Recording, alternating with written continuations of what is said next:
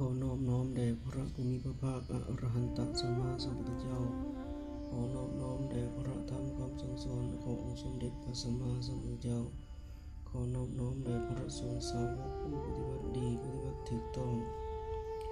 พระวินัยปิฎกมหาวิภังค์ภาคหนึ่งเสด็จนิเวศเวรัญชพราหมณ์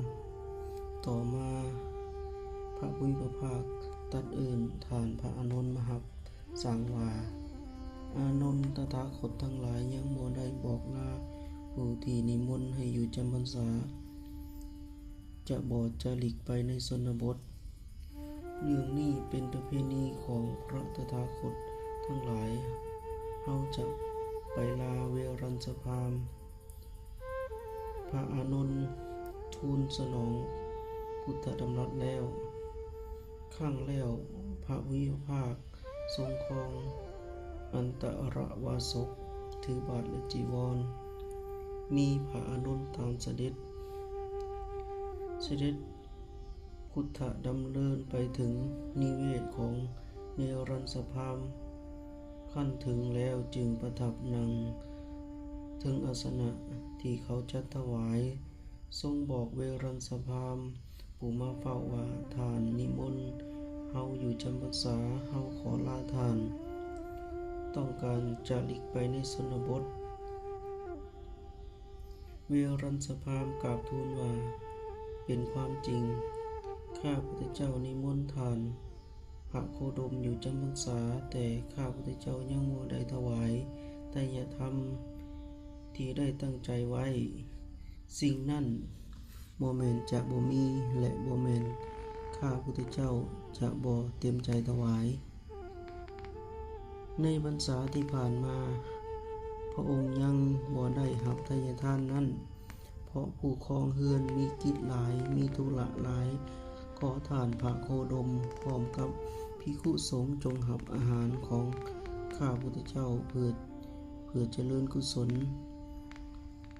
ในวันข้างหน้าเถิดพระผู้มีพระภาคทรงรับนิมนต์โดยดีแล้วทรงชี้แจงให้เวรัญชพราหมณ์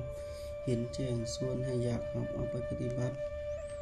เล่าใจให้อาหารแก้วกล้าปลอบประโลมใจสดชื่นร่าเริงด้วยธรรมิกถาแล้วเสด็จลุกจากอาสนะหลีกไปเมื่อผ่านราตรีนั่นไป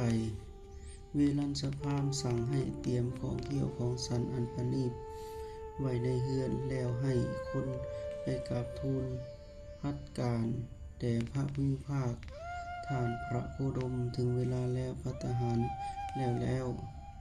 ถึงเวลาเช้าพระผู้มีพระภาคทรงครองอัตรวาสกถือบาทและจีวรเสด็จพุทธดำเนินไปยังนิเวศของเวรัญชพราหมณ์ประทับนั่งเหนือพระพุทธอาสน์พร้อมภิกษุสงฆ์ขั้นแล้วเวรัญชพราหมณ์ประเคนของเคี้ยวของสันอันประณีตโดยตนเองกระทั่งพระผู้มีพระภาคเสวยเสร็จแล้วละพระหัตถ์จากบาทจึงถวายไตรจีวรให้ทรงครองและถวาย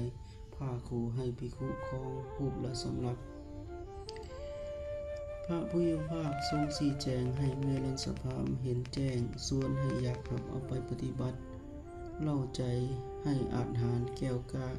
ปลอบประโลมใจให้สดชื่นร่าเริงด้วยธรรมิกถาแล้วเสด็จจากไปพระพุทธองค์ทรงประทับณเมืองเวรัญชาตามพระทัยอาศัยแล้วได้เสด็จพุทธดำเนินไปยังเมืองทาปายาคะบ่ทรงแวะเมืองโสเลยะเมืองสังกัสสะเมืองกันนะปุสสะทรงข้ามแม่น้ำคงคาที่เมืองทาปายาคะเสด็จพุทธดำเนินถึงกรุงพาราณสีขั้นประทับที่กรุงพาราณสีตามพระหัตถ์ทัยอาศัยแล้วเสด็จจาริกไปโดยลำดับถึงกรุงเวสาลีทราบว่าพระองค์ทรงประทับณกูฐาคานศาลาป่ามหาวันเขตก